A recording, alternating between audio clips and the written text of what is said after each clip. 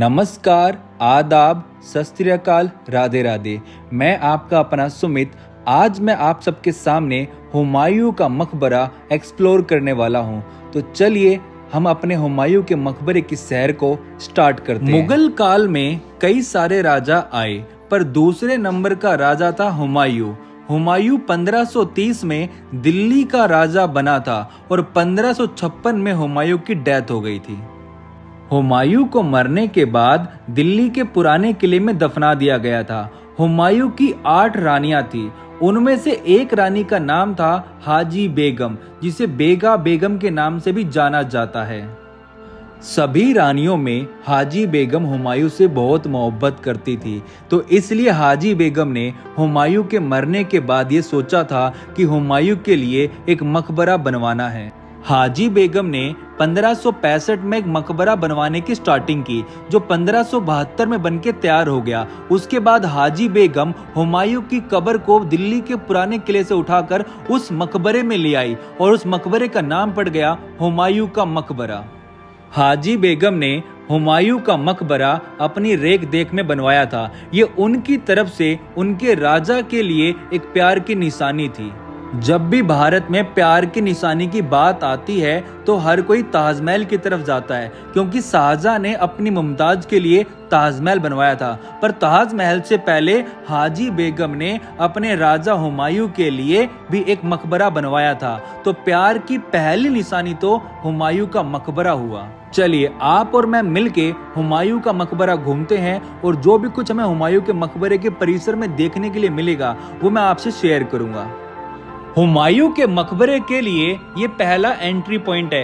यहाँ से टिकट लेकर मुझे चलना होगा आगे की तरफ। आगे चलने के बाद हमें 2 रास्ते मिलेंगे। एक रास्ता जाएगा बिल्कुल सीधा हुमायूं के मकबरे की तरफ, दूसरा रास्ता जाएगा सीधे हाथ की तरफ जहां पर है ईसा खान का मकबरा। तो आइए पहले हम चलते हैं ईसा खान का मकबरा देखने के लिए। आप अपने सामने जो गेट देख रहे हो, ये गेट है ईसा खान के मकबरे का एंट्री गेट। इस गेट में जो लकड़ी का दरवाजा लगा हुआ है, ये भी उसी टाइम का बना हुआ है जिस टाइम पर ये ईसा खान का मकबरा बनकर तैयार हुआ था। इस गेट को पार करने के बाद आपको सामने दिखाई देगा एक बहुत सुंदर सा मकबरा, जो है ईसा खान का मकबरा। आइए अब मैं बताता हूँ ये ईसा खान था कौन। एक राजा का नाम आपने सुना होगा, शेरशाह सूरी। ईसा खान शेरशाह सूरी के दरबार में एक महत्वपूर्ण व्यक्ति थे। ईसा खान ने शेरशाह सूरी और उसके बेटे इस्लाम शाह दोनों के दरबार में अपनी सेवा को पूरा किया है। शेरशाह सूरी ने आज तक जितनी भी लड़ाई लड़ी है उसमें ईसा खान ने भी उनका साथ दिया है, और शेरशाह सूरी ने जितने बड़े बड़े फैसले लिए हैं उसमें ईसा खान का बहुत बड़ा योगदान था। ईसा खान ने अपने जीते जी अपना मकबरा बनवा लिया था और कहा था कि मेरे पूरे परिवार को इसी मकबरे में दफनाया जाए। तो जब आप ईसा खान का मकबरा घूमने आओगे, अंदर आपको कई सारी कब्र दिखाई देंगी। ये ईसा खान के फैमिली मेंबर्स की कब्र है। आप देख सकते हैं यह है ईसा खान का मकबरा, जो हुमायूं मकबरे कॉम्प्लेक्स में है। आज ये मकबरा खंडर हो चुका है, पर कहते हैं जब ये मकबरा बनकर तैयार हुआ था तो बहुत ही सुंदर था देखने में। इसके गुम्बद के ऊपर नीले रंग का पत्थर लगा हुआ था। जब ईसा खान ने अपने जीते जी अपना मकबरा बनवाया था तो उसी के बगल में एक मस्जिद बनवाई थी, जिसका नाम ईसा खान की मस्जिद है। जो ये ईसा खान की मस्जिद का डिजाइन है, ये हूबहू दिल्ली में पुराने किले के अंदर जो किला कुहाना नाम की मस्जिद है उससे मिलता जुलता है, क्योंकि ये दोनों मस्जिद शेरशाह सूरी के शासन काल में बनी थी।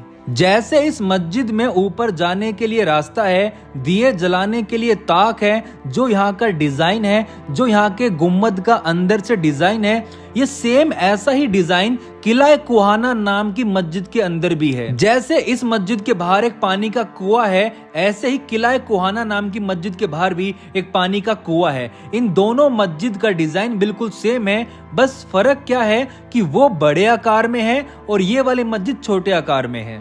आइए अब हम चलते हैं हुमायूं के मकबरे की तरफ। तो जब हम हुमायूं के मकबरे की तरफ चलेंगे तो थोड़ा चलने के बाद हमें सामने गेट दिखाई देगा। इस गेट के उल्टे हाथ की तरफ हमें एक छोटा सा मकबरा दिखाई देगा। जो ये आप सामने अपने गेट देख रहे हो, इस गेट का नाम है बू हलीमा, और जो इसके बगल में मकबरा है, इस मकबरे का नाम है बू हलीमा का मकबरा। इस गेट का नाम और इस मकबरे का नाम एक महिला के नाम पर रखा गया है।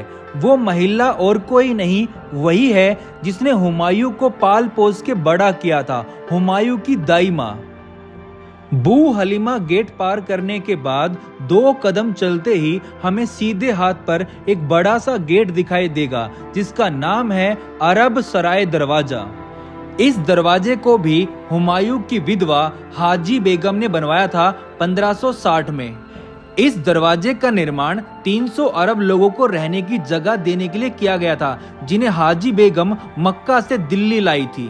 आज की डेट में ये दरवाजा खंडर हो चुका है, पर जब ये बनकर तैयार हुआ था, इसके ऊपर भी रहने की जगह थी और नीचे भी रहने की जगह थी। जिन 300 आदमियों को हाजी बेगम लेकर आई थी, वो यहीं रहा करते थे।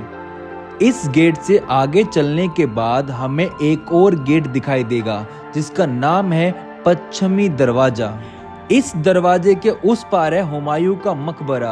ये हुमायूं के मकबरे तक पहुंचने के लिए आखिरी दरवाजा है। ये दरवाजा 16 मीटर ऊंचा है और हुमायूं के मकबरे के बिल्कुल सिधाई में बना रखा है। इस गेट के अंदर है हुमायूं के मकबरे का पूरा नक्शा, जो आपको स्टार्टिंग से लेके एंड तक सब कुछ देखने के लिए मिल जाएगा।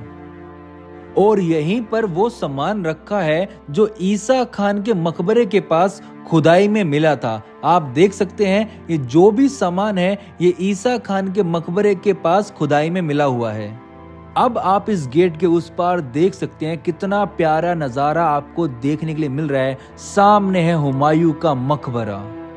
ये सिर्फ एक मकबरा नहीं, एक प्यार की निशानी है। हुमायूं की 8 रानियों में से एक हाजी बेगम ने हुमायूं के मरने के बाद एक मकबरा बनवाया था, वो भी अपनी रेख देख में, जो आपके सामने है, हुमायूं का मकबरा।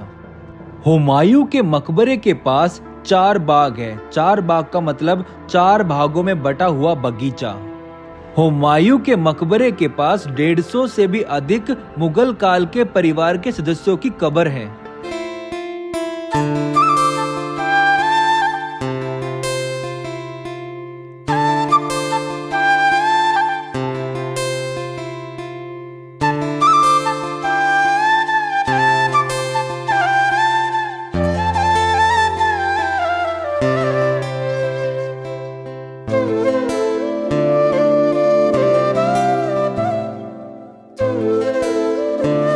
तो आप देख सकते हैं, हुमायूं का मकबरा बहुत सुंदर तरीके से बना रखा है। इसे दिल्ली का ताजमहल भी कहा जाता है।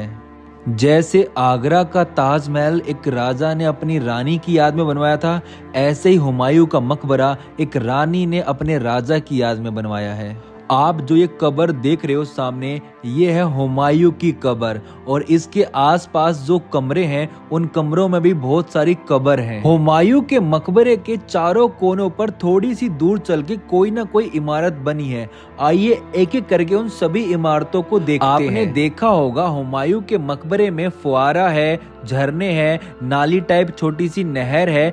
इन सब में पानी उस टाइम पर यमुना नदी से आता था। उस टाइम पर यमुना नदी हुमायूं के मकबरे के पास से होकर निकलती थी। हुमायूं के मकबरे के पूरब हिस्से में यमुना नदी के पास रहट नामक जल उठाने वाली प्रणाली स्थापित की थी, जो आपके सामने है। यही वो जगह है जो यमुना नदी से पानी उठाकर पूरे महल में भेजा करती थी। आप देख सकते हैं।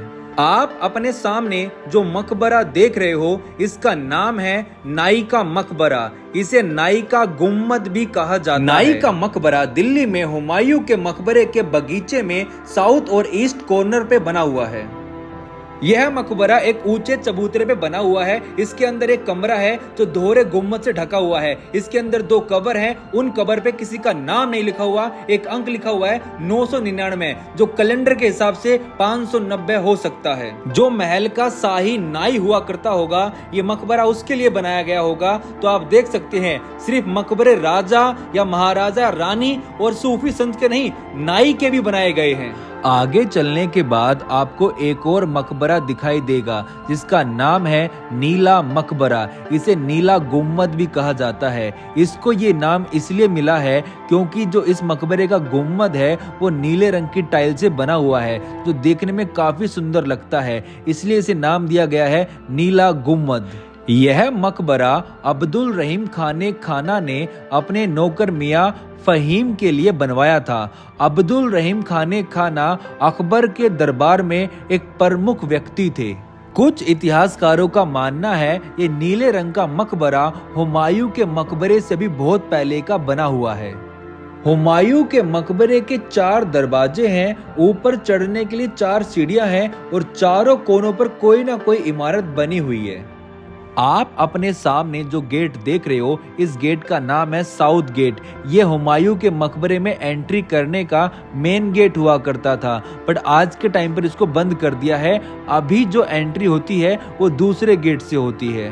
आई होप आज जो आपने और मैंने मिलके हुमायूं के मकबरे की सैर की है, इसमें आपको ही मजा आया होगा। बस आपसे एक छोटी सी गुजारिश है, एक छोटा सा लाइक और सब्सक्राइब कर दोगे तो मुझे मोटिवेट मिलेगा और मैं आपके लिए ऐसी वीडियो लाता रहूंगा। तब तक के लिए राधे राधे, नमस्कार, आदाब, सत श्री अकाल।